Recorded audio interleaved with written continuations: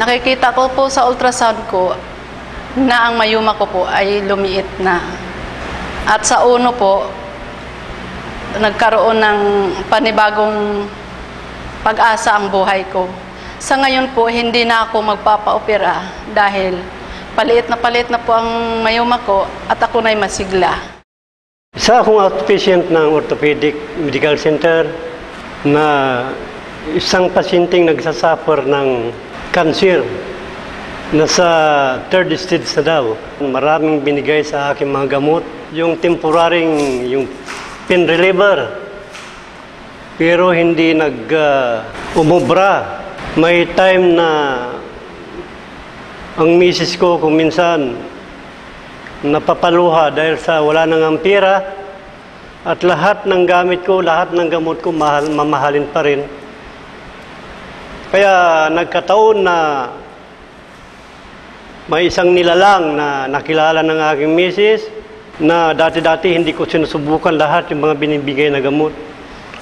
Pero nung binigay niya, doon nagtaka na lang ako at ang ganda ng aking pakiramdam.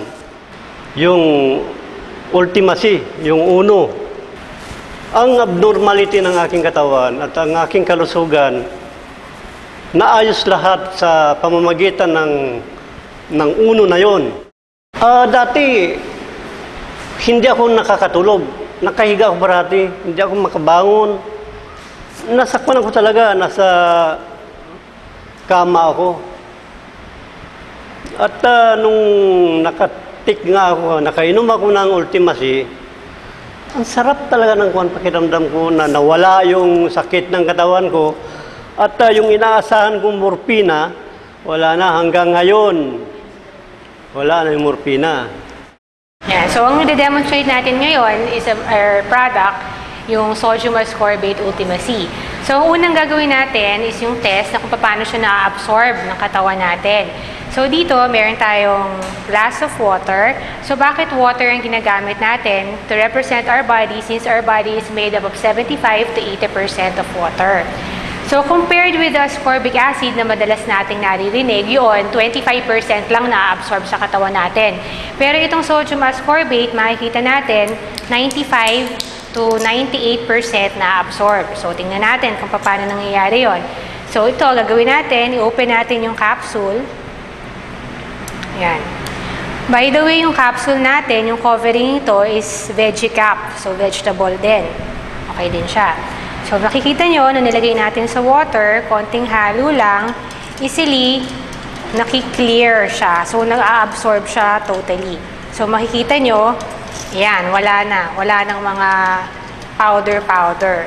Yung another test naman natin, second, ito, sa second glass of water, meron tayo ditong betadine. So, ang betadine, acid-base to.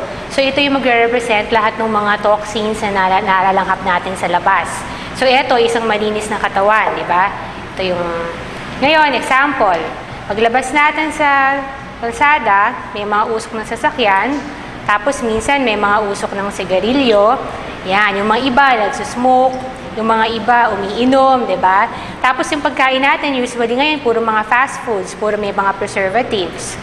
Yan, tapos minsan, sobrang stress tayo, napupuyat, masyadong marami iniisip. Yan, ayan yung nangyayari. So ngayon, tingnan natin, kasi sabi nung iba, water therapy daw makakatulong sa katawan natin. Example, kung lalagyan natin ng tubig, tingnan natin kung anong mangyayari. Ayan. Waipit, di ba? Ibig sabihin, yung water na to is not capable na malinis yung mga toxins na yan. Pero what if kung ilalagay natin ito na merong sodium ascorbate, di ba? So, lagyan natin, maglagay lang tayo ng konti. So, nakita nyo, nawala lahat ng mga toxins kanina. So, yan. Ibig sabihin, nalinis. So, paano yung katawan na to kung iinom uli o kakain uli ng mga bagay na makakasama sa katawan? Tingnan natin.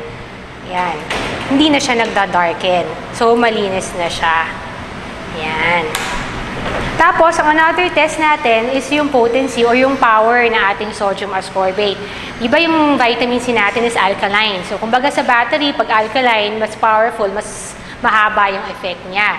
So, tingnan natin. So, dito meron tayong conductor. So, kailangan i-push ko muna yung on button para umilaw. Pero since ang tubig, magandang conductor ng electricity, tingnan natin kung kayang pailawin ng water na to. Ordinary water to.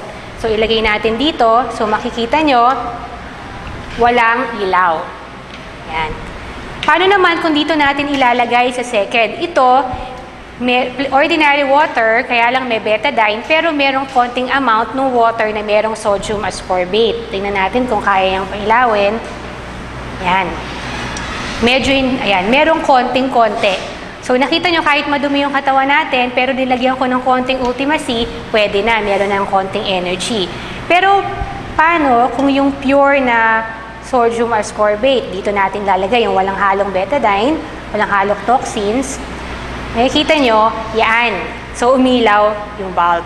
So, dito makikita nyo yung effect ng sodium ascorbate Ultima C sa katawan natin, mas magiging energetic tayo, mas puno tayo ng minerals, saka yung mga energy na kailangan natin for daily activities.